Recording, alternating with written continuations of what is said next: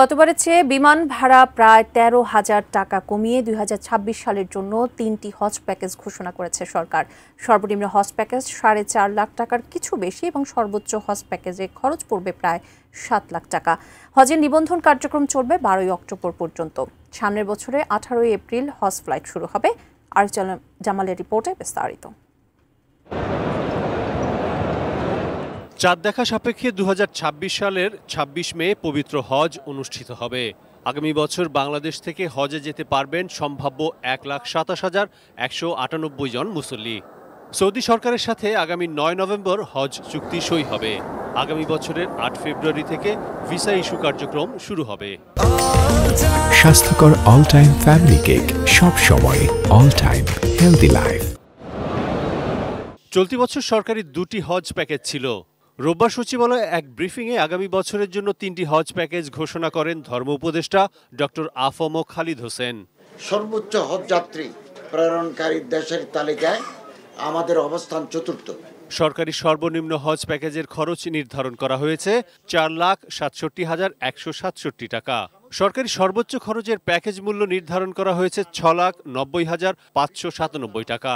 সর্বোচ্চ সর্বনিম্ন প্যাকেজের মধ্যবর্তী সরকারি আরেকটি প্যাকেজের খরচ নির্ধারণ করা হয়েছে ৫,৫৮,৮৮১ টাকা। পরবর্তীতে রাজকীয় সৌদি সরকার কর্তৃক কোন খাতের খরচ বৃদ্ধি হ্রাস করা হলে কোন খাতের সে অনুসারে প্যাকেজ মূল্য বৃদ্ধি বা হ্রাস করা হবে। প্যাকেজ মূল্য বৃদ্ধি পেলে হজ যাত্রীদেরকে তা পরিশোধ করতে হবে। প্যাকেজ মূল্য হ্রাস পেলে উদ্বৃত্ত টাকা ফেরত প্রদান করা হবে। ২০২৬ সালের জন্য হজের বিমান ভাড়া নির্ধারণ করা হয়েছে ১,৫৪,৮৩০ টাকা। ২০২৫ সালে বিমান ভাড়া ছিল ১,৬৭,৮২০ টাকা। এবার বিমান ভাড়া কমছে। এবছর হজ যাত্রী প্রতি বিমান ভাড়া ১২,৯৯০ টাকা কম।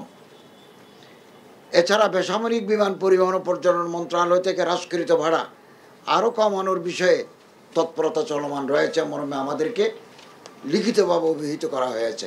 আগামী বছর ৭০ বছরের ঊর্ধ্বে কেউ হজে যেতে চাইলে তাকে ৫০ বছরের নিচের একজনকে সাথে নিতে হবে। তবে ১২ বছরের নিচে কেউ হজে যেতে পারবেন না। দুরারোগ্য ব্যাধিতে আক্রান্ত কাউকেও হজে যেতে অনুমতি দেওয়া হবে না।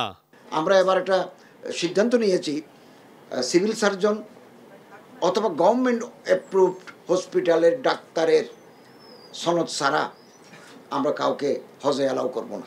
ব্রিফিংয়ে জানানো হয় সরকারি সর্বনিম্ন যে প্যাকেজ মূল্য তার চেয়ে কমে বেসরকারি হজ এজেন্সির জন্য হজ প্যাকেজ ঘোষণা করা যাবে না।